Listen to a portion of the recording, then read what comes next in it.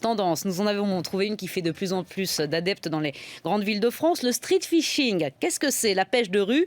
L'idée, c'est d'aller pêcher dans le fleuve des grandes villes. Mais après, on relâche les poissons. Illustration à Paris, Tanguy de Lanlay.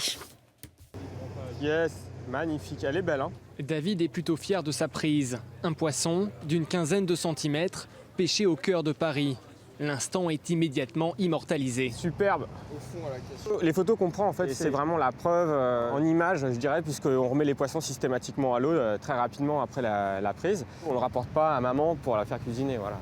Pas question donc de manger cette perche. C'est d'ailleurs interdit pour des raisons sanitaires. Ces pêcheurs sont des défenseurs de la pratique éco-responsable. Ici, le poisson est considéré comme un partenaire de jeu. Tu vas faire un tennis avec un copain, quand tu reviens, tu lui casses pas la colonne vertébrale, même si tu as gagné. Là, c'est la même chose. Un poisson a beaucoup trop de valeur à nos yeux pour n'être pêché qu'une seule fois. On se doit de le remettre à l'eau pour qu'il puisse se reproduire, grossir, qu'on puisse reprendre du plaisir à le repêcher une seconde fois. Ah ben ouais, je vois, il y a plein d'alevins, attends, regarde. C'est rempli d'ablettes. Rien que dans la Seine, 32 espèces de poissons sont répertoriées.